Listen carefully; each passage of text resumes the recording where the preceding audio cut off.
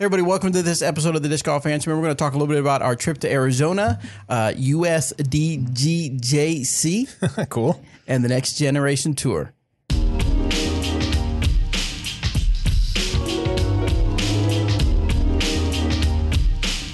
This is Bobby Cool. Oh, Daddy Slick Breeze. There it is. There it is. It's been a minute. It's been about a minute. And I've got Eric. Played his first Masters round McCabe. He's never not been on the lead card. I have never not been on a lead card in the Masters. There we go. Nice. So there. And Robert, boy, look at that tan McCall. Oh, I've been out in the sun. So we are back from Arizona. We all got a little color except... No. My color is red or peeling. Yeah.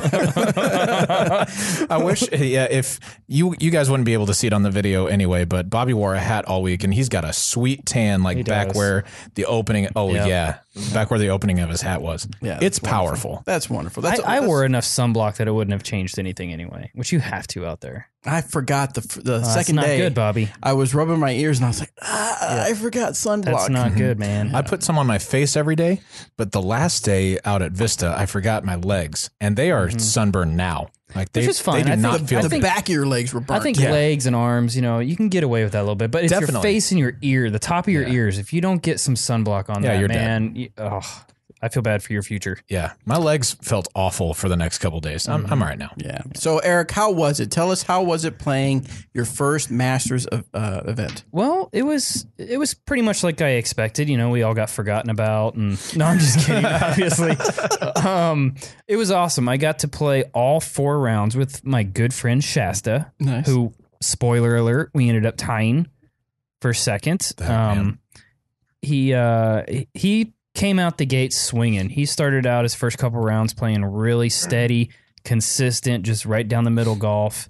I was very rusty, as I could tell, for the first 2-3 rounds. I didn't feel comfortable ever. I never felt... after every round, I'm like, man, I did not play well. Like, what's going to happen? And then I played well enough to get on the lead card every day. So, I mean, that really helped me, and finally the last day, I think it was finally getting in a groove and hitting a couple big putts early really got me going, and I actually ended up making up 9 strokes on second place. Nice. And ended up tying Shasta for second, and it was great. The last round actually tied for the hot round of the day, including all the open men scores. Granted, we went out a little earlier. It may not have been as windy, but not that it was windy that day by any means, but...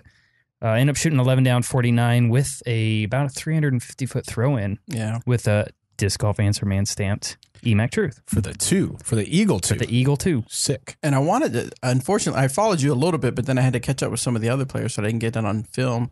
But if you're listening and you're that gentleman, that tall gentleman that was filming the Masters. From Northern Lights Disc Golf, I've already talked to him. He's going to send it over.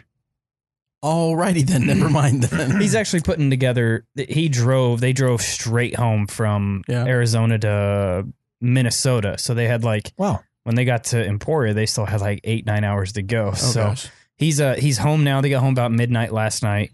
And he had told me that he's going to, look at all the footage. He's going to send me the Eagle before he finishes everything else. But that whole last round of mine was recorded, and he's going to be putting out a video, and we'll share it, obviously, when it comes out. So. Cool. Oh, well, and that was rated 1063 or 1064? 63, I believe. Yeah. Fantastic. And I think Chuck Kennedy commented on it and said he thinks it'll go up when it's official. So yeah, that's a hot round. Yeah, anything in the 40s there is, you're moving. Yeah, that was good. Especially a Vista. For sure. Yeah. So Fountain, you can shoot in the 40s and move down spots. Yeah, and lose strokes. Yeah.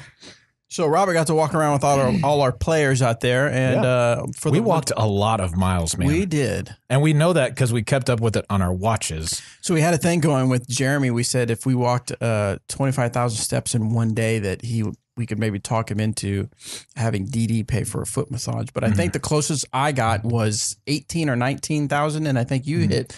I got to 25,000 on our last day after the tournament was over. Yeah, but we'd already left, right? We'd already left, but that wasn't part of the deal. It was 25,000 steps in a day. And you should have seen him in the RV just doing back and forth, back and forth. He was going at it. So yeah, we did a lot of walking. Really awesome to see our team players out there representing Dynamic Discs. And then, of course, we got to hang out with West Side and a little bit of Latitude 64. So all around, really good time in Arizona. That was a great trip. Yeah. So, but we'll talk about our picks on our surveys and polls section or segment or episode or whatever you want to call it.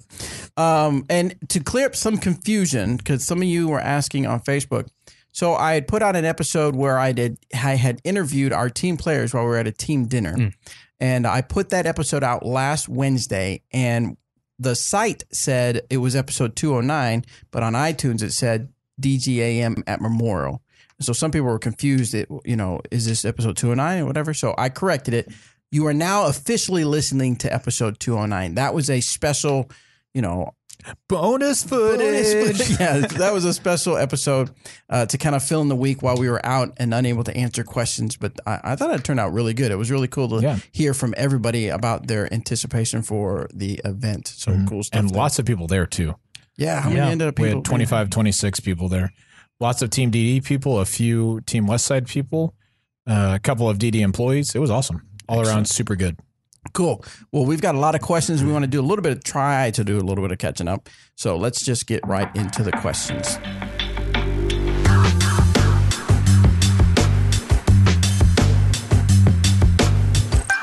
Remember, as always, go to discgolfanswerman.com, submit your disc golf question. I want to say, again, reiterate, thank you for being patient. Right now, we've got about 20 questions sitting in SpeakPipe, and I'm scared to look to see how many we have in the Google form. So I'm not scared. I'm thankful that you guys sent a question, but I know a lot of you, some of you reached out and said, hey, when's my question going to be on there? Don't think today. I don't think you guys, I don't think you guys realize how many questions we have in the queue. We have 126 questions. Wow. Waiting in the queue. So we'll see what we can get through. Speaking of, Rock from Australia tagged us in an Instagram post that he'd ordered a Lucid Warden and we signed it for him. So I saw that. Thanks for listening to the show. Hope it goes well for you, Rock. Yeah, and a couple of you posting your pictures with the Disc Golf Answer Man t-shirt. We still got a few left, so make sure you get those ordered. Yeah. This one is from JT. What up, JT? Let's see what JT has to say. Like Jonathan Taylor Thomas. All right, Justin JT, Timberlake. I don't have your volume Jeremy set Taylor. right. Here we go. You ready? Jeremy Teresco. Again, I just thought of another quick question. Hey guys. Okay, I'm going to get my control here. Just a second. There we go. What's up, Disc Golf Answer Man? It's JT again. I just thought of another quick question. I live in a small community in Texas that has a great disc golf course in a public park, so it's well taken care of. There's no trash. The grass is well manicured. And I was wondering about, is there any tips that you guys have to growing a sport in a particularly small community that maybe doesn't have a lot of disc golfers in it? I would like to do something like maybe repair the tee signs and try to maybe start running tournaments and stuff like that. But I have no idea how to do that. So I was wondering if you guys had any advice on how to get those things started, how much it would cost to maybe fix up tee signs and all that. And just any experience that you have with growing it in a particularly small rural community. Once again, thank you guys for what you do, and I look forward to hearing your answer. Thanks. A small community and not very many disc golfers. That sounds very familiar. Yeah, if only we knew of a place like that. I know. It actually sounds exactly like Emporia.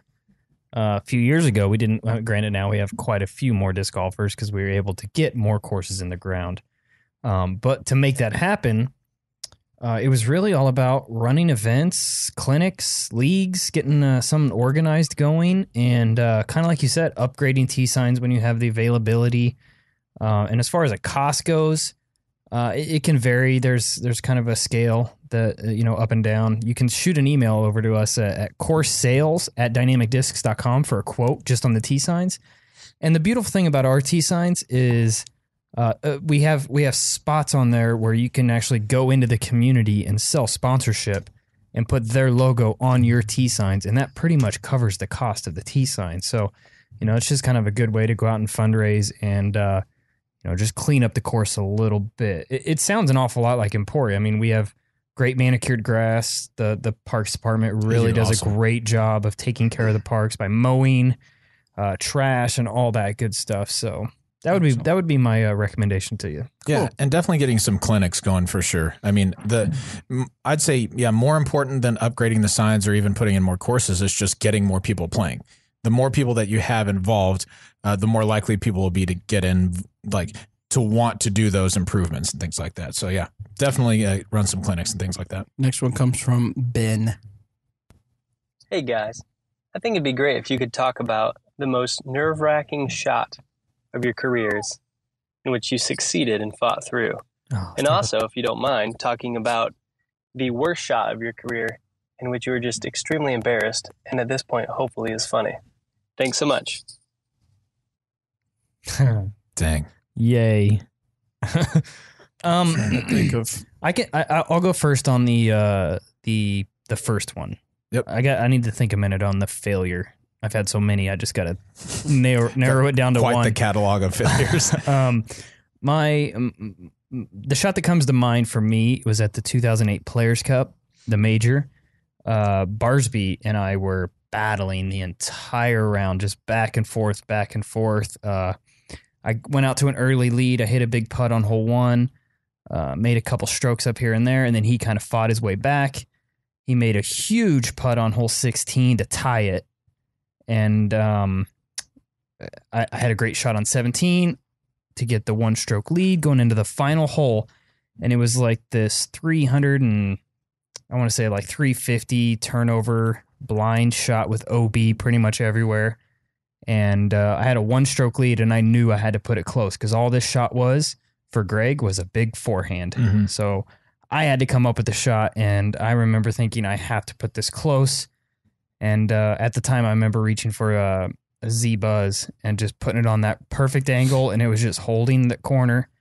And as soon as the disc disappeared, Nice. it disappeared over the bunker. I just listened for the crowd, and when the crowd applauded, that's when I knew I did it. That's definitely my most pressure moment. Yeah. And just to come through. Pretty sick. And to in a do it. major. Yeah, it was a major. Yeah, it was a PDGA major. So, and That's super cool. yeah. I like it. I guess mine, I haven't played on the same scale as Eric has, but I guess it was maybe probably the second tournament that I won. The first one was like a really small one. Not very many players were there, and so I don't know. It counted, but it also kind of didn't count. But this one, I was in Temple playing against Mike Olse, who's a Austin guy, course designer, really, really good disc golfer. Yeah, just he's a really, a great really guy. good guy. He's I a like, good dude. I like Mike. I like a lot. Mike a lot as well. And got into a playoff with him after 2 rounds, and through 2 holes, we both birdied the first and we both birdied the second. And I missed probably my only putt inside the circle on the next hole, which would have been for the win. That was about 28 feet or so, and just pushed it right a little. It's one of those that probably like 40, 60 could have stuck, could have fallen out. But the next hole was a big forehand hole for him on a really steep slope, sloping down to the left. And he threw a forehand and just rolled down to the bottom of the hill a little bit. And I threw a turnover at the time. It was a rock, turnover rock. And I was uphill of the basket about 30 feet looking down at it, similar distance to the one I just missed. Mike ran his putt, and it was right by the basket. And I was just knees knocking standing over this putt. Because if I hit chains and it doesn't stay, maybe it rolls down, maybe it doesn't. If I airball, it guaranteed 4 because there's no coming back from it. And I hit that putt for the 2 and the win. And so I'd say that was the one that I was most like driving home after that. I just felt like, holy crap, I did it. Like I was just energy racing through my body. It was really, really cool. Listening to Rage Against the Machine the entire way home. Yeah. You know me very well. Yes. You know my musical Yeah, taste. I do. Do you have one, Bobby? I don't play. I don't play a lot of tournaments. I mean, I know one embarrassing shot. Okay. Is I've got one of those. I was playing. Are you WTF Richard? No, no. It was. I can't remember what the name of the event. Maybe it was the Oklahoma Open, and I was playing in one of the either Red Hawk or Black Hawk in Tulsa. And there was a shot. I can't remember the number, but it's a shot where it's got like 2 ponds. Yep, I know which one you're talking about. Yeah, it's like hole 10, something like that. And I saw people throwing it, and I thought that's out of my reach. Don't be stupid. Play it safe, right in the middle. Just don't. And then when you got up there, everybody, you were just everybody was doing it. Now they weren't Everyone's doing it. Yeah, they weren't parking it, but they were getting across the pond that you had to get across.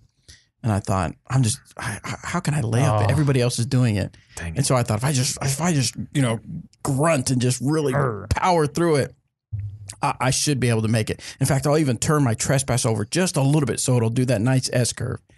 And I did. I threw it, and sure enough, just flew right into the water. Dang it, man! So I've thrown in the pond on that hole numerous times. So it was one of those things that, you know, the lesson I learned was like, if you don't think you can make it, don't. It's not worth it. Play to your strengths. Stay in your game. Stay in your mindset. You know, a 3 is better than a 4 or 5. So that was the lesson I learned on that one.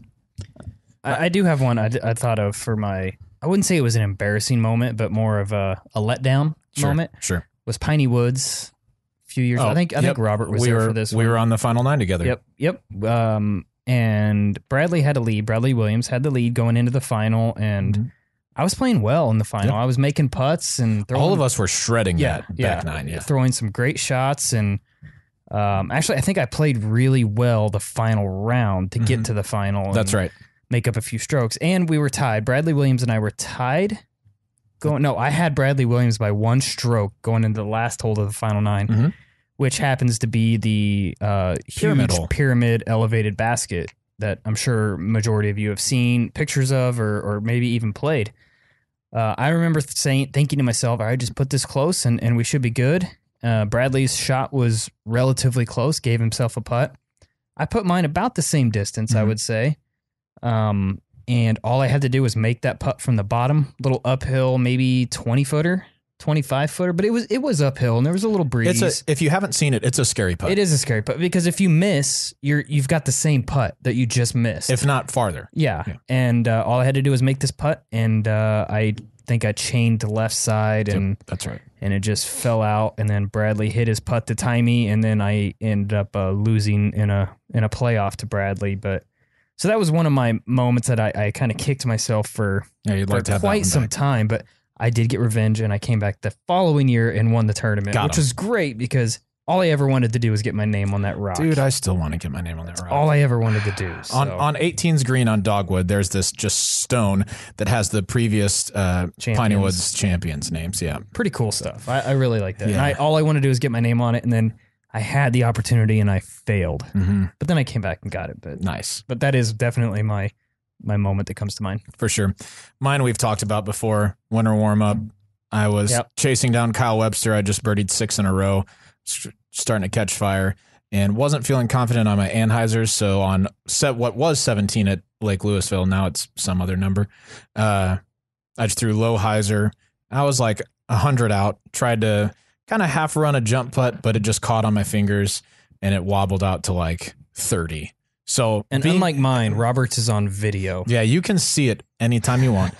You can see my reaction and know that I was very disappointed with it. Yeah. But yeah, that one hurt. I ended up losing by 2 to him. It sucked. All right, let's go to our Google question form. This one's from Derek from Pensacola. Hey, Disc Golf Answer Crew. First off, I would like to give props to Robert for inspiring me to embrace the fashion statement that is the vest. Dude, my man. Greatest decision so far for 2018. Now my question. And he lives in Pensacola, Florida, where it's warm. Yeah. Must be a really light vest. Fashion over everything is what I say. So speaking of vests, my wife called me out on Facebook.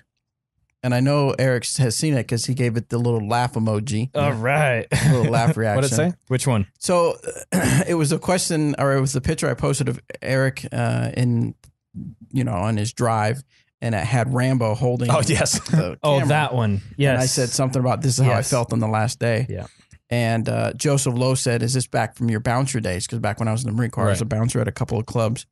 And my wife said, no, he had more hair, he wore tighter jeans, and he wore tight vests. Dude, in your face. And I did. I definitely laughed at that. when I on the Saturday nights when they have the we've talked about before, when they'd have the male reviews come in for the women, the men strippers, they would allow some of us bouncers to exotic dancers wait table. Yes, they would allow us to wait tables for the women. And we could keep the tips. And in order to look cooler, I would wear some nice jeans and just a vest with no shirt underneath. Did your jeans have holes in them? No, they did not. Okay. No. Tastefully placed holes. Yeah, no. But anyway. Hey, but I bet he's talking about wearing a vest probably with a shirt under it. Probably. Which is how I choose to wear my vest. I don't know. He does live in Florida. That's right. It's warm. So anyway, his question is, I've been playing for 23 years and I'm competing in my first tournament. Nice. No, I'm sorry. I am 23 and been playing for a few years. There you go. I'm competing in my first tournament, which is for 2018 bag tags. Nice. So my question is, what are some tips for playing in a tournament style round for the first time? What are some things you did for your first tournament? Oh, man. We actually have a video, if you want to look, guys, on YouTube that's it basically talks about how to prepare for your first tournament. So go to our YouTube channel and search for tournament play, and you should be able to find it. But tell us some things that you guys learned from playing in tournaments. Man, it's my first tournament was so long ago. Actually my very, very first tournament ever was a doubles tournament in Lawrence, Kansas. Nice. And it was a buddy, Jim Ramsey, and we partnered up and went up there and played and got dominated, and it was a good time. But I think that's a little different experience than jumping into a singles tournament by yourself. Because I mean, you're on your own out there. Yeah. I mean, well, and you can feel confident all day, and then you step on that first tee. Yeah, absolutely. It's tough, man. It's not easy. I'm not going to sit here and tell you. I mean, I've been doing this for how long now, and still, when I step up to that first tee in a tournament and they call your name, and you still get butterflies, and it's still like, gosh, don't screw this up. Don't miss this triple Mando on hole number one. That's Right. the easiest shot in the world. Yeah. So I mean, it's still there, and I'm happy that it's still there, because I mean, I think as soon as that feeling's gone, I don't have the love for it that I do, you know. So I still am very, very happy that I still have those chills almost. Right. So Yeah, but, so I mean, kind of embracing those, I'd say, is important. You know, yeah, absolutely. You're going to be a little bit nervous. Everybody is, but just try and relax and like be grateful that you get to have that moment, right? Mm-hmm. That you get to play disc golf on a weekend competitively, because that's what I love to do. It's just it makes me happy when I get to think about that. And even if I play poorly, I'm getting to do something that I love. Mm-hmm. So as much as possible, embrace the nerves. You know, say. Like let those out a little bit, you know, throw your first tee shot and just breathe, man. Yeah. Just breathe and just have fun. That's super important. And remember, it's a great learning experience. No matter how you play, you'll learn so much from this event to take to the next one and to the next one and to the next one. I'm still learning things at tournaments to this day. So it's just something to embrace. Yeah. Just run. I mean, I don't play a lot of tournaments and stuff like that, but I did stay at a Holiday Inn Express. So my one piece of advice is to always remember as you get ready for tournaments is that I would say 80% of the work is done before the tournament. Yep. The tournament is your time to showcase the work that you've done, the practice, the throwing of your discs, knowing your discs, playing that course, playing in similar situations as far as the weather. All that is done before you step up to that first round on that first tee in the first round. So keep that in mind. And one small thing that I will tell you to keep in mind: always go with your first decision. So many times I've had, okay, I'm going to throw this EMAC Truth on this shot on this hole. And I step up to the tee pad and I see somebody else throw a different shot and it looks nice. And I'll go back to the bag and change it out. Mistake. Mm-hmm. Stay to your game plan. And 90% of the time, go with your first decision. Yeah. Next one. Oh, Derek has another question. We'll go with Derek's question again. He says, hey, disc golf fans, cram. Disc golf fans are cram. Cram it. My question is on putting. I putt with the Prime Judge, and I'm able to make putts within 15 to 20 feet by anything outside that is either coming up short or blowing past the basket with an air ball. Oh, but anything outside. Yeah. I am a shorter guy, and I loft putt with a decent amount of spin. Is there any tips, games, or drills on working on longer range putts? Should I develop a true spin putt for anything outside of 20? Thanks for taking my question. And Robert, go crush that 1,000 rating. Thanks, buddy. Nope. It will not happen. No, thanks. We were actually talking Don't listen to Bobby. We were It will actually happen. talking about the discs we're going to stamp on the drive home. Yeah, we're starting to get some ideas. Yeah. So anyway, I would not change your putting style for outside of 20. Basically, you want to be consistent as far out as your putting style will allow you to. And if I think there's almost everybody can use their regular putting style and be consistent out to about 30, 35. Some people can go farther. You know, Eric is a spin putter and he stands still putts out to forever. I mean, 55, 60 pretty easily. Maybe a little jumper if he needs to occasionally, but for the most part, the 55, 60 range. But I wouldn't change up your style of putt. I would work on strengthening that putt so that you can reach just a little bit farther with it. And so drills to do that would just be putting from the distance that you're comfortable and then trying to work on just following through even just a little bit more. Yeah. So make your several putts right there and then take just one step back and see what that feels like to just follow through that much more. Mm-hmm. I would do that for sure. I would absolutely do all that. But, just because he says I wouldn't change your putt from a different distance, that doesn't mean you shouldn't go out and see what your strengths are. True. So I think you should go out and try some spin putts, and if it feels comfortable, it's coming out clean, and you're hitting your lines. Man, do it. 100%. 100%. Yeah. I just mean don't use one up to 20 and then outside 20. You want to keep it consistent. Pretty much in the circle, you want to be doing the same thing if you can. Yeah. Absolutely. Excellent. Let's take a real quick break, and when we come back, we're going to talk a little bit about United States Disc Golf Junior Championships.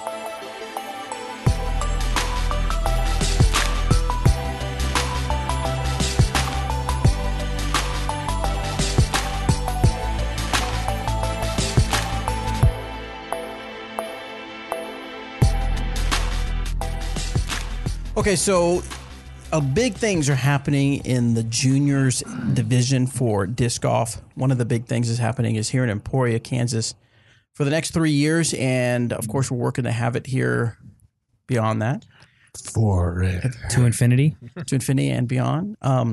Is the the juniors disc golf world championships? We're going to host it here in Emporia. I know that Eric and Doug have been working out specifics on the courses, how to get them set up for the kids. Doug is working hard at getting like extracurricular events going to happen. Can I talk? I don't know if we've solidified. No, we can't. But it's going to be really cool kids things.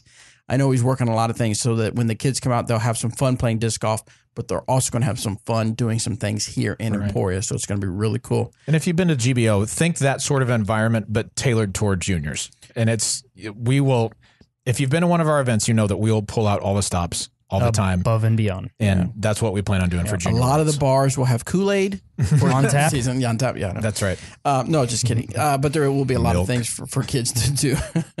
Chocolate milk. Oh, dude, chocolate milk though. Chocolate wasted. Cookies you can dip in there. Never mind. Go ahead. I'm just kids. So anyway, but another thing that we are connected with, we are actually a premier partner with the United States Junior Disc Golf Championships. I'd been saying it wrong. United States Disc Golf Junior. No, it's actually United States Junior Disc Golf Championship. That would make a lot more sense. Yes, it would. And that's being held. It is the first ever United States Junior Disc Golf Championship hosted by Kids Disc Golf.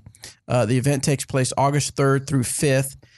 It's all 18 and younger, so it's all the junior divisions. And it's going to be held at Smuggler's Notch. Beautiful. Which is a world-class family resort and some top-rated courses. Right. And that's where Worlds is at this year. Yes. And registration is now open. You can go to usjdgc.com. I'll put a link in the description of this podcast. So make sure you get registered for that event. Get yourself registered for Junior Worlds, and it should be really exciting stuff. Right now, we have a Dymax, a full-color Dymax, where you can purchase some discs to help raise some funds for that particular event. Nice. It's all about the kids. It's all about the kids. Looks like we have... It's going to be so much fun. And then there's a limited run of artwork on Judges, Convicts, and EMAC Truths. And you can find that at kidsdiscgolf.com for sure. So, yeah, check that out for sure. All right, let's get back to the questions. Let's see what James has to say. Hey, Disc Golf Answer Man. This is James from Colorado Springs, Colorado, coming back at you. And I just had a question about some discs. So if each of you could only throw 5 different molds, 5 different types of discs, what 5 would those be? Obviously, Air is going to throw the EMAC Truth, given, but I'd really like to know if you were limited to, you could only do 5 molds. You could have multiple of those molds, though, and you could have them in all kind of different wear and tear and stability and plastics. What 5 molds would those be? Thanks so much for answering my question, and keep it real, guys. That's pretty easy, because I pretty much only carry almost 5 molds at the moment. Let's hear it. All right. Well, 5 EMAC Truths. Next question. Obviously Emacs, because those are my bread and butter. And right now, and I'm basically basing this off of the Memorial. Yeah. What's familiar to me as we speak. The Explorer. Yep. Amazing disc. Such a good fairway driver. I threw it an awful lot out in the desert.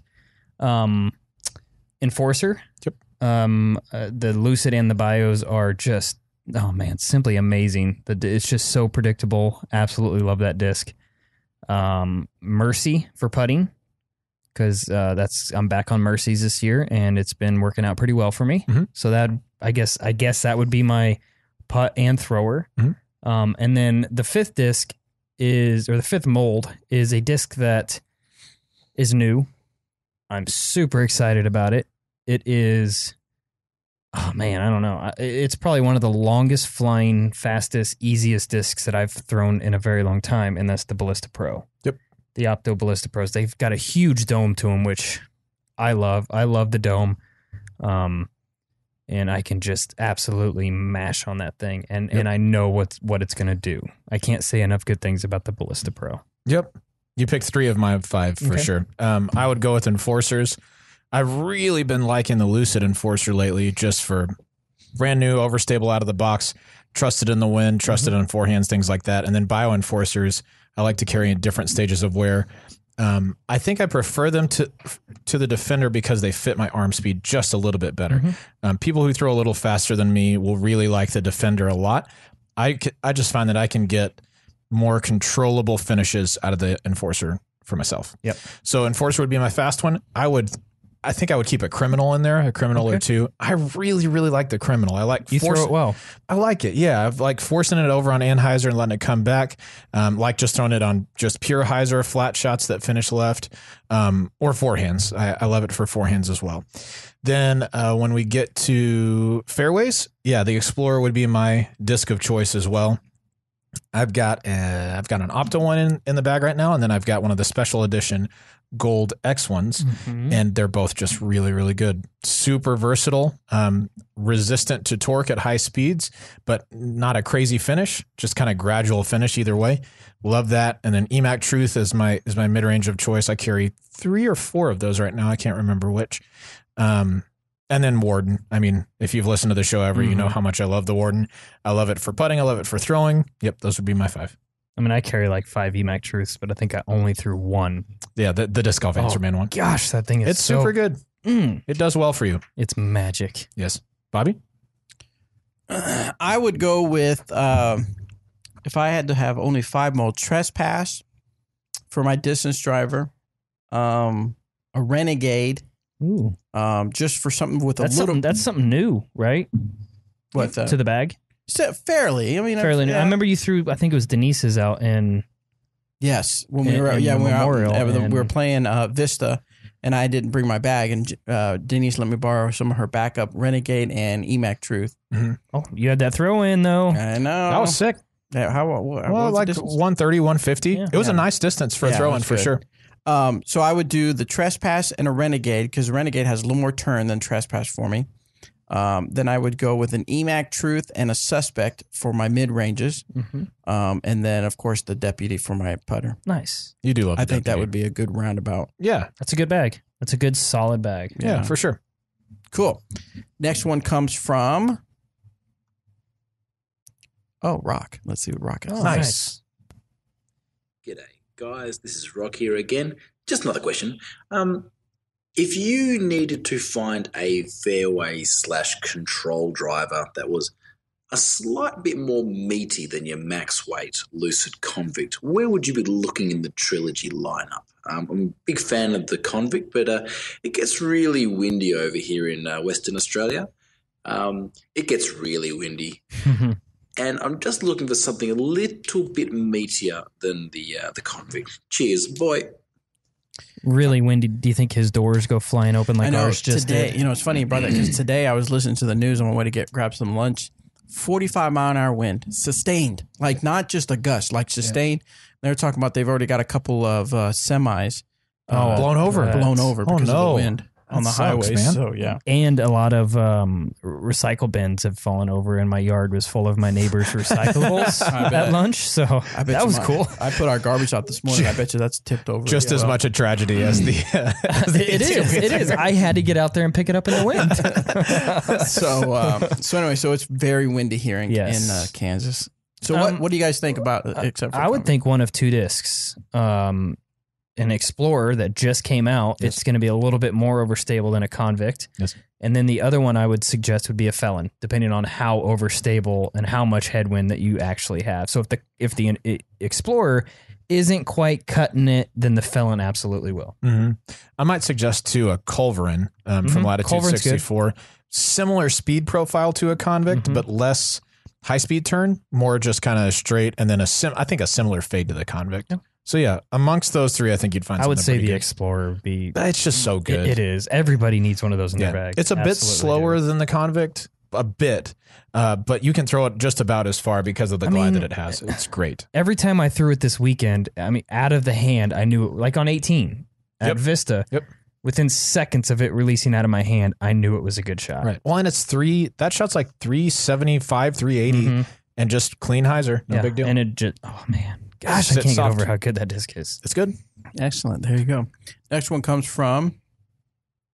I wasn't ready yet. I apologize. It is from Bentley. Hypothetically speaking, assuming flat ground, no wind, exact same throw, what is the difference in distance between each disc category? Putter, mid, fairway, and distance driver for you. Ooh, for me. For me, it's No, go for it. No, It's time with my friends. Yes, I'm For me. Sorry, my gosh. PBJ. Funny though. Yeah, Funny. though. Okay, I'll give distances on what I throw. I think you could probably do it for all of us. Flat shot. Yeah, You're probably better at that than I am. maybe so. Oh, you're I'll way give better it. than I'll me. give it a shot. All right. So for me, Warden shots. Wrong. Wait, what? False. Wait. Huh? Warden shots. I can get a Warden comfortably to almost 300, but most of the time I like to throw it about 280 is the max I like to throw it. If I really need to get on one and I'm worried about the angle, then I can throw it a little bit farther, but comfortably about 280. Mids for me, I can get out to. It really depends on the shot, but honestly, like 340 is probably a good number, 340 or 350. Same sort of thing, flat release, nice and high. Fairway drivers, an Escape or an Explorer, something like that, for me will go out to, 390 or so, maybe touch 4 if I really, really hit it right. And then distance drivers for me, honestly, are not that much farther, flat ground, because open field, I just don't get like huge distance. I just like golf line distance. I want to be good at throwing a straight shot, good at throwing a hyzer, not good Golf at like shots. torquing something over. Yeah. So, Twerking. yeah, twerking something over is what I meant. So for me, those go out to, 440 is probably a good shot for me right now, 450 if I really get a hold of it. But yeah, so right around 50 feet of distance in between each, I'd say is a pretty good bet.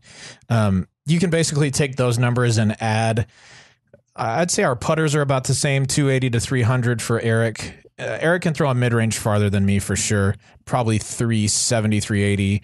On an EMAC Truth. He can really get on an EMAC Truth. I feel comfortable if it's a 400-foot hole to throw the EMAC because I can give myself a putt. Yep. Yeah. So yeah, within 30 for sure. Yep. And then I'd say fairways probably around 4, a little bit more, and then flat ground distance drivers. Eric can get out to about 5. I've seen him throw farther for sure, but just regular old day, same wind, same throw. Yeah, he can put him out there pretty good. For Bobby doesn't throw putters a whole lot. He more throws a suspect for approach shots. And so that distance for Bobby is about 150 to 170 is where he really likes a suspect. He could push it out to 200 if he really wants to, but he really thrives in that. And even shorter than 150, he really likes it for approach shots like that. And then for mid ranges with like an EMAC Truth or a Verdict, probably out to about 200 or so. I'd say he throws his fairway drivers right around that 270 mark. You think that's a little short? No, that's probably about right. Okay. And then distance drivers, I'd say a nice full pull for Bobby right now is 310 to 330. Full pull. Yeah. Only full pulls though. Yeah, but that's about right? No, you're right. Yeah. Now you did clear the water the last time we were playing Jones East, hole 12. Yeah, you did. Which is awesome. Oh yeah. And I'd say there is a downhill there, but I'd say that's probably a 320, 330 to clear. 330, I'd say. And got across. So yeah, I think that's about where we're at with those. Yeah, awesome. So our incremental changes are right around 50 to 60 feet for Eric and I, and then for Bobby closer to 40 feet between disc types. Next one comes from Steve. Hey, Bobby, cool. Daddy Slick. Is that how he wrote it? Yeah. How many O's? 2. Cool. Daddy Slick. Oh, yeah. Eric, I can't wait to tour more this year. McCabe. Now, keep in mind, this is from back in January. That's the question. And Robert, I can't wait to talk about my warden enough. Call. Facts are facts. During a recent event last year, I threw an upshot over a pond landing on the other side, inbounds next to the water's edge. Are you allowed the 1 meter relief even though it puts you closer to the basket?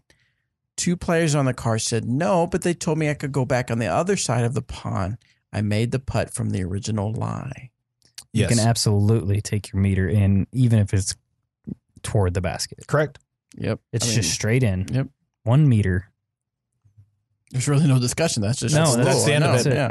Next one is from Noah. I've been playing for a year now. I was wondering, as a disc beats in, is it common for the disc to lose its distance potential? I've been throwing the same driver and it goes nowhere near where it did in the beginning. Thanks and keep up the great work.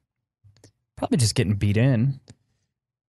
Maybe turning over more so it doesn't quite get the distance that it did before. Yeah. I think what you might be experiencing is if you were starting with a disc that was relatively understable to start and you were working it from a hyzer to flat and then getting the full flight out of it or something like that, it may be to where that same angle that you used to throw, since the disc has beat up just a little bit, it's just getting to the ground a little bit faster. So you might want to put either more angle on it or get a newer disc if that's the sort of thing you want to do. You also may have outgrown that particular disc too. Sure. Because that does happen. Yeah, definitely. Because had you handed me a Witness when I first started, I'd have gotten, pretty good distance out of it for the first little bit. But now you'd be getting maximum distance. Now I'd be throwing it way farther than anything else. Now it'd be hard for me to throw that as an air shot all the time. Correct. But for us, I think once our discs beat in, we actually get a little bit more distance out of them because we start with more overstable discs for the most part. And so once they do work in, they kind of straighten out a little bit and have the tendency to fight to stay in the air a little bit longer. Correct. Next one is from Derek. Hey, Disc Golf Answer Man. I've heard you guys say that you believe hyzer flip to turnover rather than start the disc on anhyzer will achieve maximum distance. I live in higher altitude and have heard discs tend to be more stable here than in places like Emporia, for example. So what causes this? What disc would you recommend from your lineup to achieve these hyzer flips to turn over in higher altitudes for bigger arms and for slower arms? Thanks for all you do to grow the sport.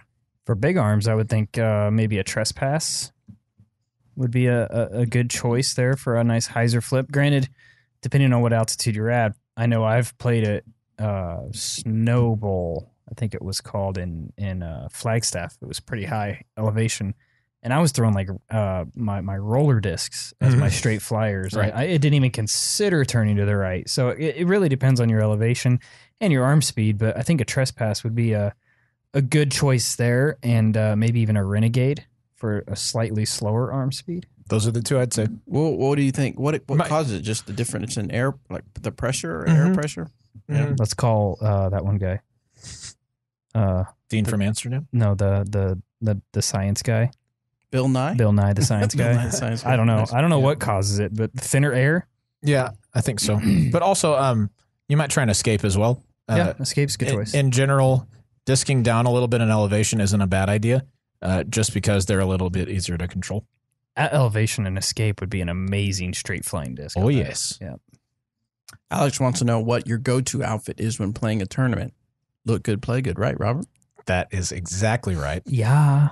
Yeah. For me, anything OGIO. Yeah. I just absolutely love the OGIO shirts, the golf shirts that they have. I do. I like this whole week. I wore either pants, like golf pants with a nice tucked in polo, or if it was really, really warm that day, than a nice pair of golf shorts. Jorts. No. Oh, shorts. It's not my bad. Just shorts. With a nice. I tuck in my shirt. Yep. I just think it looks good. I like it. Agreed. Look good, feel good, play good. That's right. Somebody said that once. Look good, feel good, not always play good. Sometimes Look good, too. feel good, play okay. Sometimes. All right. Yeah. I guess I don't have a go-to outfit. I have lots of outfits I like to try out. Yes, you do. I was going to say this will not surprise either one of you that we just traveled together. I really like playing in joggers these days. Pants that still look pretty nice, but I don't feel like they're too swishy or limiting my movement at all. I like those a lot. And then just, polos like this one that I've got on if you're watching the video. But I've got plenty of DD embroidered and team stamp polos and stuff. I like stuff like that. Excellent. All right, let's take another quick break. When we come back, we're going to talk about the Next Generation Tour from Latitude 64. Oh, 4.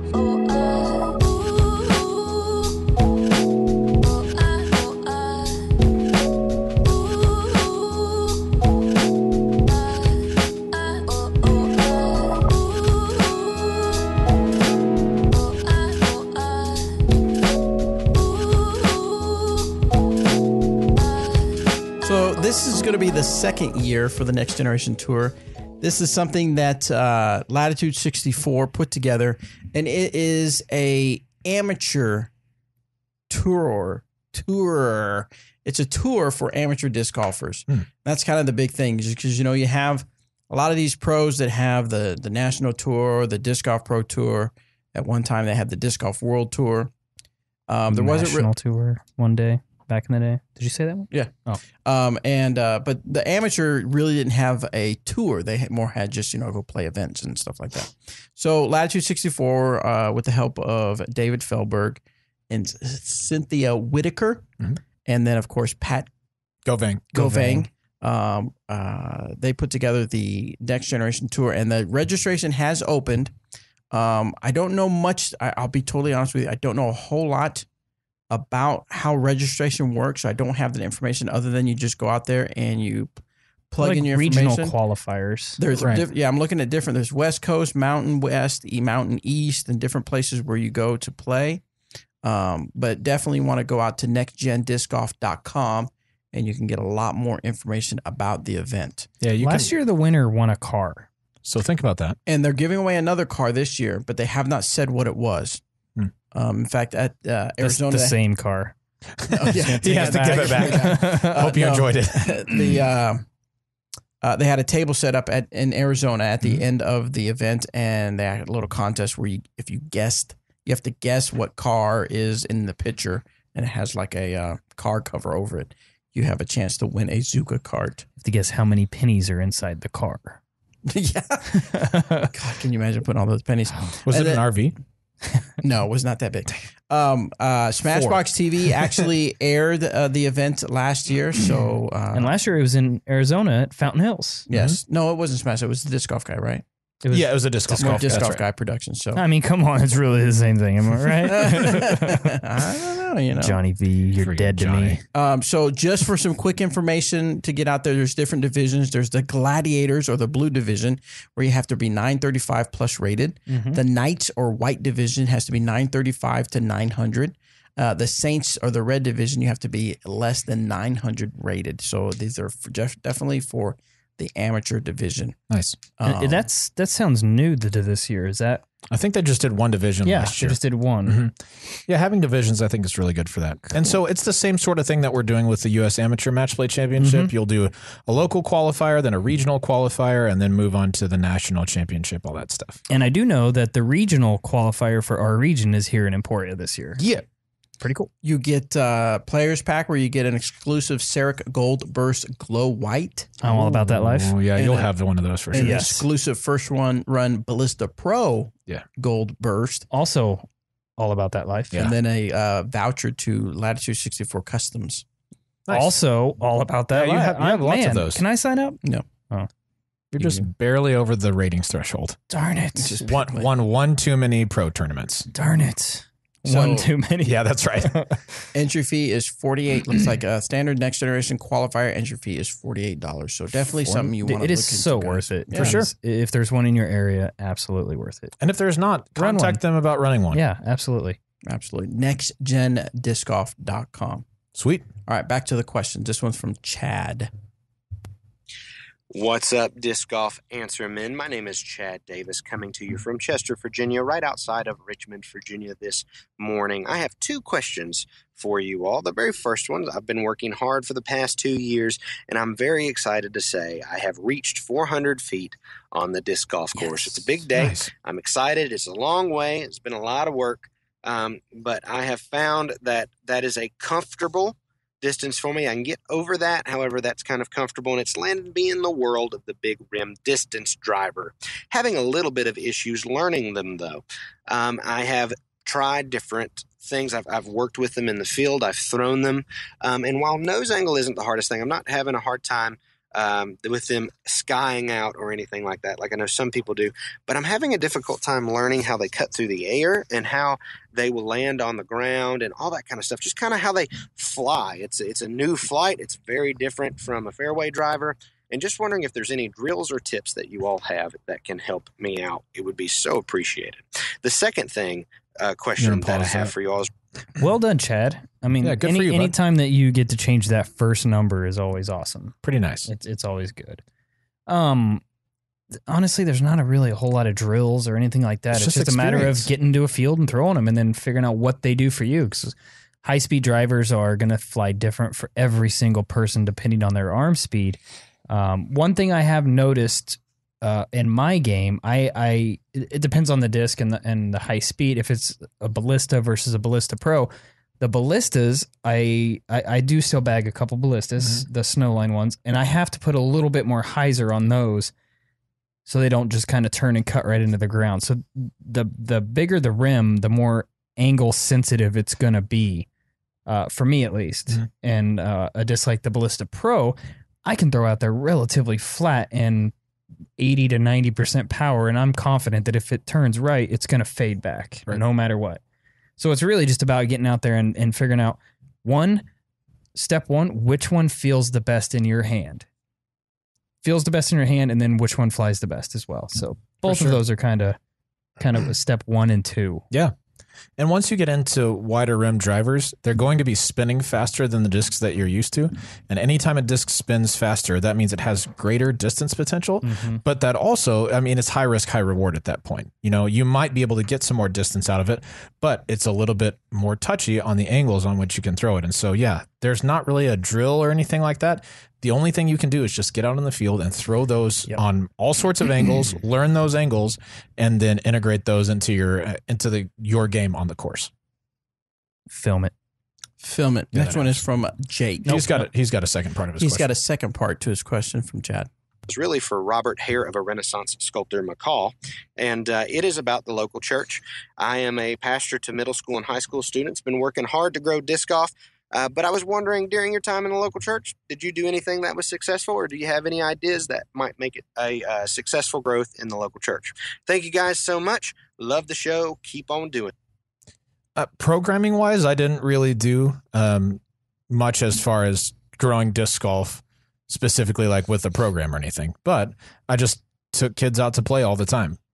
So we'd grab, one of the things we did Sundays during the summer is we would, in the afternoon, go and do a fun thing like once a month. And one of those was always just go to Zilker Park in Austin, which is awesome. Yeah. And just play disc golf and teach them how to play. Then one of the camps that we went to during the summer also had disc golf set up there. So I could see a lot more were interested by the time we got out there because we had spent some time out at Zilker, and then when we'd be messing around up at the church building in the gym and just shooting basketball or anything like that, I had a basket up there as well, so I'd get it out for him to putt. So I'd say the biggest thing is just to get people more accustomed to seeing it, because the first time you see disc golf, or honestly really any sport, it doesn't really look like that fun. It's just whatever. But once you're more accustomed to it, once you become more comfortable with it, it's a lot easier to get more people involved. So that's what I would do. Just get more people involved in it. Take them out to the course. If you wanted to run like a fundraiser tournament, I think that would be really cool. But just getting more people interested, I think, is the first point. Let them have fun. Yes. Yeah. Don't overcoach them for sure. When we went out there, I would just say, hey, this is how you throw a backhand, throw. And not try and piece apart every little thing that they do. Nice. Excellent. Smithers. All right, next one comes from Alex. It seems like a lot of the distance drivers are starting to come out in air molds. Will we continue to see that in 2018? What's the upside and downside to throwing an air disc? Will we see an air stiletto in the future? I doubt it. Probably not. I don't think you're going to start seeing everything in air. It's not like just automatic. I'm assuming just from listening and hearing conversations with Latitude 64, it's not a simple thing as, we can just make that into an air, or we can make that into this particular plastic every time. It doesn't work that way every time. So, I don't know if it was air Sarek. I'm interested. Make it happen. So, I don't know which molds are coming out in air. I don't know. Yeah, I don't think you're going to see a lot more different molds in air. Right. People always ask about the Air Defender. Tomas, who designs the disc, has said it's impossible. So maybe it'll be possible in the future, but for the time being, it's just, something with the mold doesn't allow that to work very well. And the Air Enforcers are nice, almost more overstable than normal Enforcers. For sure. They might be. I know Doug loves them. Yeah, he's been bombing those. He loves them. So he was asking about the benefits and detriments. Big benefit is you have greater distance potential because the disc is lighter, and so it can stay in the air a little bit longer. One of the detriments or possible downsides of throwing an air disc, yes, and then it might stay in the air a little bit longer. Yeah. No, it can throw your timing. If you're used to throwing discs in the 170 to 175 range, and now all of a sudden you're throwing a 130 or 140 something, that's a pretty big difference. And so it may throw your timing, it may throw your accuracy a little bit. And wind. Also, they can get batted around by the wind a little bit more. But I think they are good for players with some slower arm speed, or if you live in Japan and you have to throw them. And that's what you're required to throw. Yeah. So, all right, now let's go to the question from Jake. Good morning, Disc Golf Answer Man crew. Jake Newhouse here from Madison, Wisconsin. Hey, I know Jake. Brother of Zechariah. Dynamic Discs player Zach Newhouse. I had a question this morning regarding the new rules of amateur. Just real quick, I totally appreciate the question, Jake, but you can't ask your brother? His brother's a Canadian now. Yeah, he doesn't know anything, dude. I don't think he even speaks English anymore. Probably not. I love Canada. I'm just kidding, Jake. We also love Zach. He's great. Yes. Meh. No. Play versus pro play and the payouts. If I understand the new rule correctly, if you are playing as an amateur in the pro division and qualify to cash, and you take funny money or cash, whatever it might be, whatever the prize is, that you are required then to become professional, or you can play the open division as an amateur and not accept any prize money to keep your amateur status. I wanted to get your thoughts on this because my initial reaction is that it's going to really oversaturate the amateur divisions, especially advanced, with there being not a lot of incentive to go play in a tournament in the open or pro division. So just wanted to kind of get your guys' thoughts, and maybe you have a better understanding for why this is, and maybe I'm not understanding the new rule correctly at all. So thanks for answering my questions, and we'll see you guys at GBO in a few weeks. Thanks. Nice. There's a lot of people that don't understand any of the new rules. I'm not picking on Jake, obviously, but that's just kind of like what's been going around. And not just that rule, but all the new rules. Everybody's confused about them and not sure what's really going on. And I thought that they took the rule out that you can accept funny money. Now, it's either you take the cash or you don't. I think that's right. I thought I read that. Are you looking it up, Robert? Robert is looking it up. I'm trying to find it, but I'm having a difficult time right now. Let's see. Oh, reclassification of professional amateur. Let's see what this has to say. Okay, here you go. This is Competition Manual of Disc Golf Events, Section 2.03. Let it be. Oh, God, I'm so sorry. Hold on. What was that, man? Nothing. Okay, cool. Do it again. I can't. I closed it. All right. So this says an amateur player is automatically reclassified as a professional when the player has accepted cash while competing in a professional division. Accepting cash for winning an ancillary contest such as an ace pool, top of the card round prize, or CTP contest does not cause a player to relinquish his or her amateur status. So if you accept cash, plain and simple, you're moving up to open. Mm-hmm. That's what it is. There used to be an amount threshold and then a rating threshold as well, above which, like, so say you accepted like $60 in cash and your rating was still low enough, you might still be able to play amateur. But as far as moving up, I think them taking funny money or merchandise credit or whatever, I think that's to the TD's discretion at this point. I think they don't have to offer it if they don't want to anymore. Yeah, that's what I know about it. That's what I think as well. Sorry that's not the official ruling, but yeah, that's how I understand it. Excellent. What about his question of do you think it's just going to make people play AM as opposed to some of those players that are kind of ready to step up, or which I don't know if it is, but I know that a lot of the pro events fill now. Mm-hmm. So I don't know that that's a bad thing.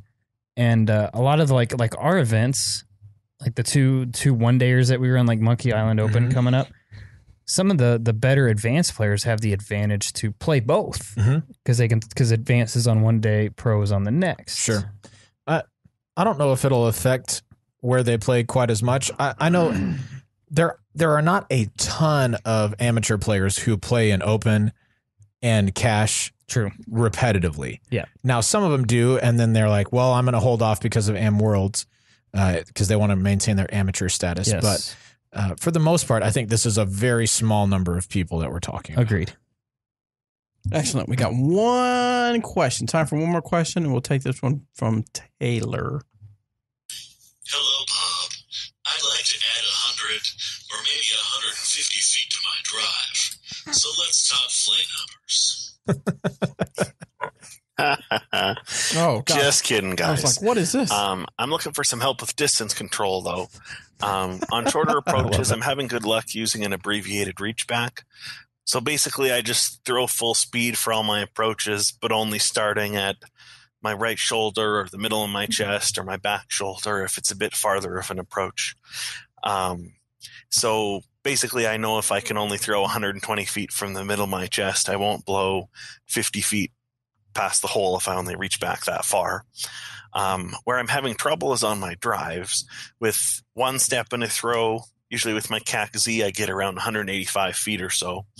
Above that, I'm probably going up to an escape and then various distance drivers. I can get around 300 feet consistently-ish on a longer drive.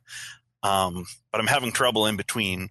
Once I start needing to take an extra step or two or doing an X step, I'm having a lot more trouble controlling my distance. So do you have any tips for controlling distance in that kind of mid-range? The shorter ones feel great, but I want to improve my confidence in that kind of mid to not quite a long throw yet range. Thanks a lot, guys. Keep it real. That's an interesting thought. Mm-hmm. And I think I do that naturally, like limiting my reach back for the distance that I'm throwing it. But I don't know. I guess I hadn't thought about it that way of saying if I pull back to the middle of my chest, I'm throwing 120. I don't think I do. I think I bring it back about the same amount, but it just I'm putting less arm speed on it, less spin. Even is more of what I'm doing.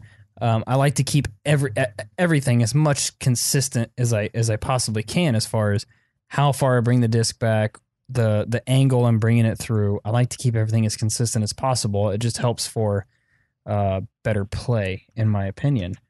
I've never really tried to. I don't know. I just feel like if I only bring it back to my chest, there's more room for I'm going to shank it. Right. Because you're used to your arm traveling for a certain amount of time. Exactly. If now you shorten that, maybe you're going to release farther to the right or later in the throw. Exactly. Huh.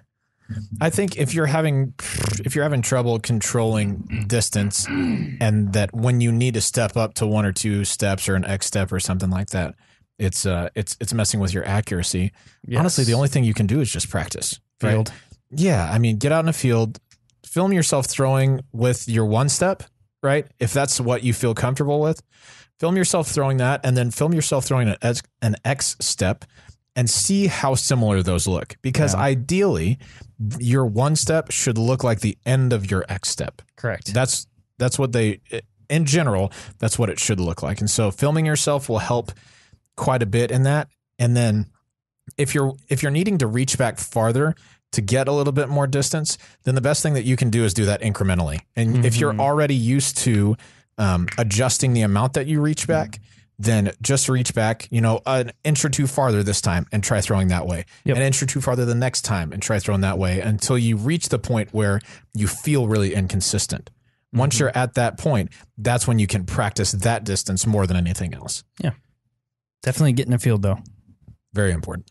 Excellent. Well, before we let you guys go, I want to talk about a Team Series discs. These are some discs that were made to help raise funds for the touring of some of our players out there. Right now, the Latitude 64 has their Team Series out.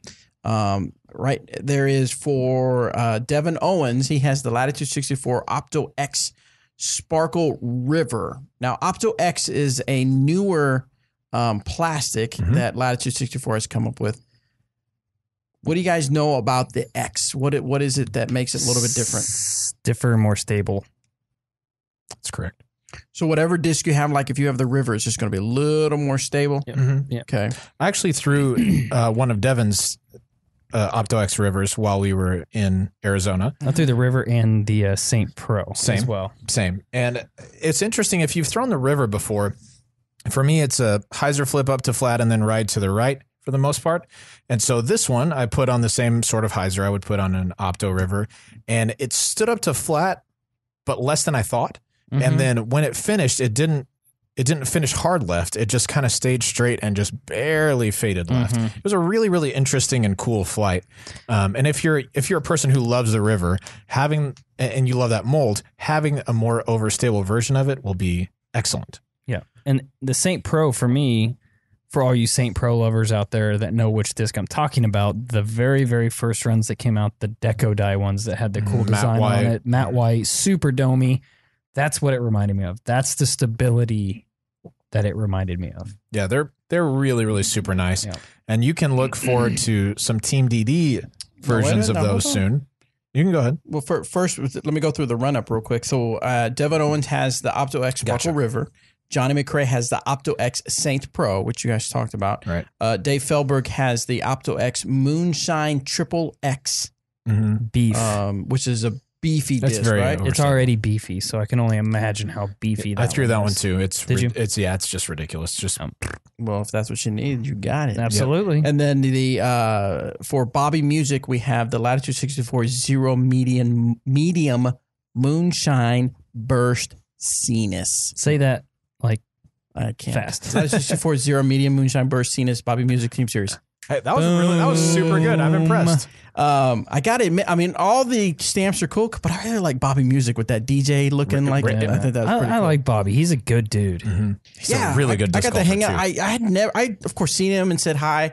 I never really got to sat and talk to him until we went to the Latitude 64 team dinner while we were in Arizona. And he's a cool guy. Yeah. I didn't think he wasn't, but I've known Bobby for years. This is the kid. He's old school. This is a kid that grew up across the street from La Mirada. So that's where he started playing disc golf. So you can only imagine some of the stories he has from going out there and playing. So pretty cool. So I would appreciate. And then Ricky's Dagger. Ricky's over there? It just came out today. So it's not out. That's right. Yeah, Ricky's is the Moonshine Burst Hard Dagger. Yeah, and that just arrived today. And I believe it'll go out 5 p.m. Central today. So by the time you hear this episode, yesterday it'll be available. So all three of us would really appreciate it, guys, if you're going to do some disc shopping to pick these up, because these particular ones will help the guys that are out on tour. Now, as far as Dynamic Disc, like Robert was saying, Dynamic Disc will have its own Team Series discs. Do you know? I know the molds. I think it's probably best if we wait on them for just a bit. Okay. Until they're closer to getting here, because I'll tell you though, I know all of our molds, and there are some real winners. In fact, I don't think anyone has made a bad choice. No. There's some really good choices that our players. I've already actually announced mine on Instagram. That's right. Yeah. So Eric that. is getting the Lucid X Trespass. Yes. The Trespasses have been coming out a little more stable as of late.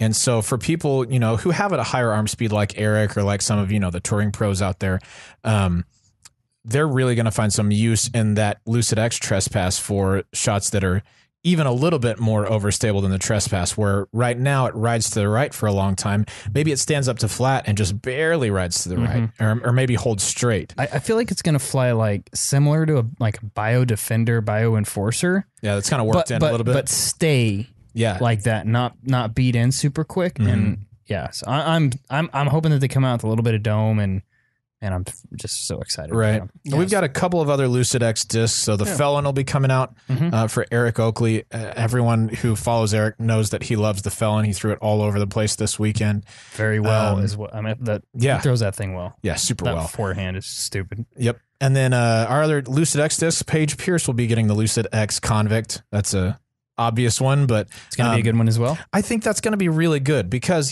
for some people who love the Convict but don't want quite as much right turn, I think that's going to do that. And then Zach Milton is going to be taking the Lucid X Enforcer. And we have got a couple of samples of those. Yes. They're not stamped with his stamp or anything, just to test out the plastic. And they're beef. They're so beef. Super good, especially days like today where it's ridiculously windy outside. You can count on it to hold the line and still get back to the left. Nice and overstable. And then we've got some more coming as well. I don't want to spoil any of those, but they're going to be super good. As far as when are those coming, because I know that question's already been asked. Soon is all we could really say. We don't even have these yet. We don't have them in house yet. Yeah, if we had them, you'd be buying them. I promise. Yeah. So as soon as they come in, they will be going right back out. Yep. So if you want a quick way to find this, you can go to dynamicdisc.com and go to the store tab and then look for Team Series, and then you'll be able to see all the discs that are available for the team, and of course that will help raise funds for those particular team members. Cool. All right, guys, thank you so much for tuning in. We really, really appreciate it. Just kind of a heads up, I've turned off the Google form for accepting questions so that we can try to get caught up a little bit. We'll leave SpeakPipe on, though. Yeah, SpeakPipe will still be on. We still have quite a few of SpeakPipe.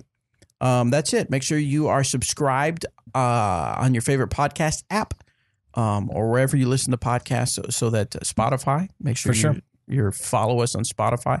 Make sure you follow the Disc Golf Answer Man, the Jam Jams. I actually added 2 more songs the other day. I was listening and I had it on like new music or music discovery, and I was like, that sounds like a Jam Jam. Nice. So I added a couple songs on there, so you might check that out. You can find that on Spotify. Just search for Disc Golf Answer Man. You'll find the podcast and the playlist. Or come down to the warehouse on Tuesdays in front of our live studio audience. Yeah, and we'll jam out for you here. That's right. But make sure you're subscribed because we're getting ready to record our surveys and polls. We have 2 surveys, and of course, we're going to talk about our Skip Ace information, our results, and stuff like that, Guy. And if you have a minute, go to iTunes and leave us a review, please. We'd love I wonder if we have any we would love reviews. a 5-star review. But whenever you do go and leave us those reviews, that helps our show quite a bit in the way that it shows up in searches and things like that. And so, yeah, please do that if you haven't done it already. We'd really appreciate it. 5 stars. All right, so what happens when... We'd really like it if you left us a look at that. 5-star. Disc Golf Pro Tour has a podcast now. Disc Golf Pro Tour Talk. Tour Talk with Steve Dodge. Tour Talk with Steve Dodge. Finally. I don't know why these people take forever. Oh, and there's another one. Oh, I know. Who's that? What? Oh, just Utility Disc Golf. They have a podcast. Cool. Cool. I think that's great. There's a bunch of them out there now. I know PDGA Radio is back now. PDGA Radio is back. I listened to the episode 1. I haven't listened to the second one yet, but I thought Sarah Lamerson and Steve Hill did a really good job on that. And then Steve Hill coming from the Upshot from UltiWorld. Yep. And so for the time being, Jamie Thomas is replacing him there. So I didn't know that. Yeah, cool. if you've kept up with Jamie and Spin TV and things like that, you can find him there for now. Yeah. Oh, nice. And Telesbo has one too, right? That's right. Yeah, a pretty recent one, I think. Yeah. So we did a interview of A-Ray, a Team Dynamic Disc member, And someone left a review based off the A-Ray interview. And he said, thanks for showing some love for the old guys. Great questions to aspirers over 40s. Keep it real. Yeah, A-Ray. A-Ray's a great dude. So A-Ray plays in the Grandmaster division. So he is, but he's still out there and he still has a passion for playing the game. He still has that competitiveness for playing the game. And he loves talking disc golf or baseball. Yeah, or baseball. Yeah, if you haven't listened to that, go back a few episodes and listen to the interview from A-Ray. Super cool story. I've got some more interviews coming up from our team players, so stay tuned for that. Cool, guys? Cool. See you next week. Bye.